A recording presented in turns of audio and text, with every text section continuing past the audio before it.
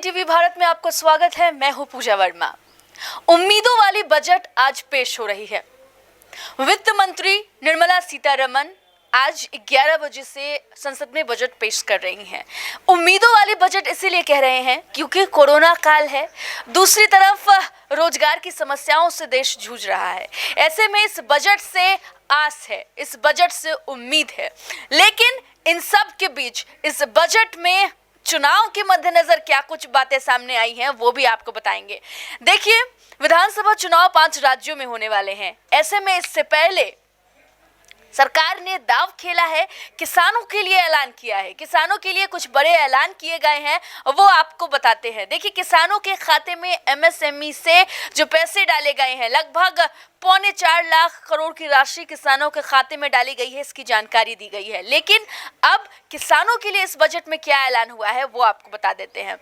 किसानों के लिए ऑर्गेनिक फार्मिंग का जरिया अब चुना जाएगा, इसे बढ़ावा दिया जाएगा। साथ ही साथ आपको बता दें कि गंगा किनारे ऑर्गेनिक फार्मिंग की जाएगी ताकि जो नदियों से पानी है वो जो किसान है उन्हें सीधा पहुंचाया जाए और ऐसे में किसानों को खेती में लाभ मिल सके।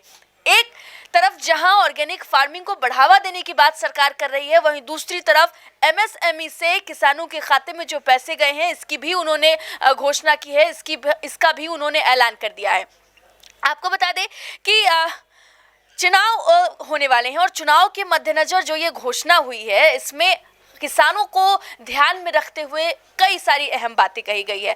देखिए, किसान जिस तरीके से कृषि कानून का विरोध कर रहे थे, सरकार उसके सामने नतमस्तक हो गए। सरकार ने कानूनों को वापस किया। अब ये कहा जा रहा था कि एमएसपी के मसले पर एक अहम फैसला लिया जाए, किसान संगठन का गठन किया जाए और केंद्र सरकार ऐसे संगठन का विस्तार करे, गठन करे जिसमें किसानों की बातों को सुना जाए। लेकिन देखिए, अब किसानों की इस मांग को सरकार पूरी करती है या नहीं, ये तो बजट खत्म होने के बाद ही बातें सामने आ सकती है। लेकिन देखिए, एक अहम बात अगर हम बात करें तो एमएसपी का भुगतान सीधे किसानों के खाते में किया जाएगा, इस बात का ऐलान किया गया है। गंगा के किनारे 5 किलोमीटर के दायरे में आने वाली जमीन पर ऑर्गेनिक खेती को बढ़ावा भी दिया जाएगा।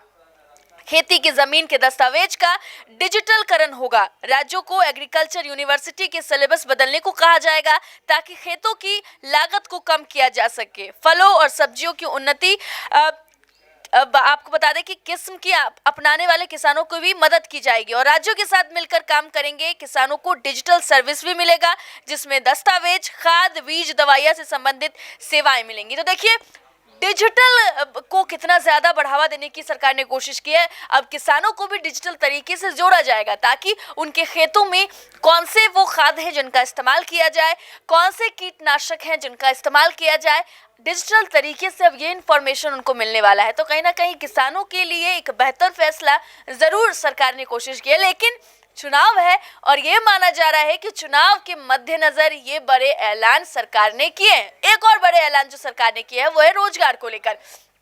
रोजगार को लेकर भी सरकार ने ऐलान कर दिया है।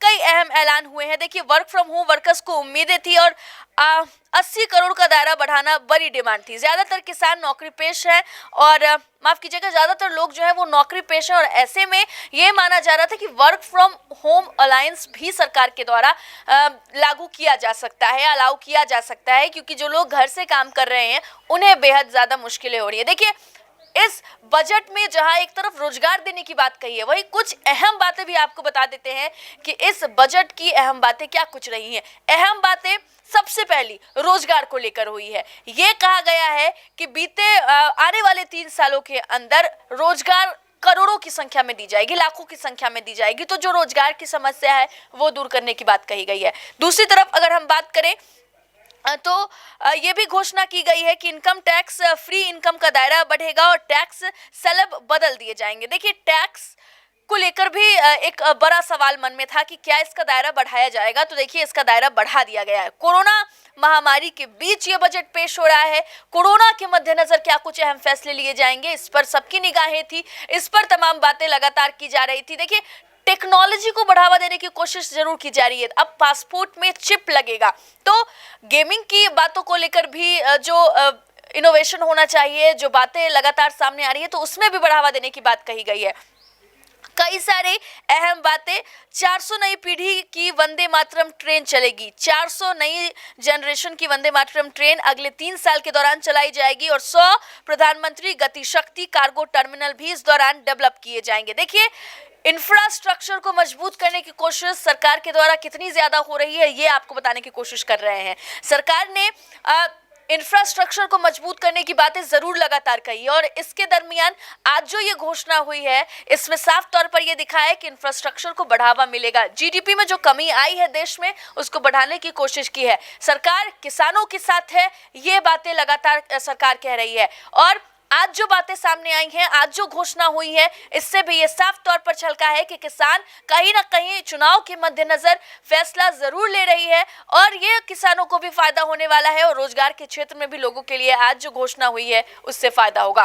फिलहाल की इस खबर में इतना ही। देखते रहिए जीटीवी भारत। नमस्कार।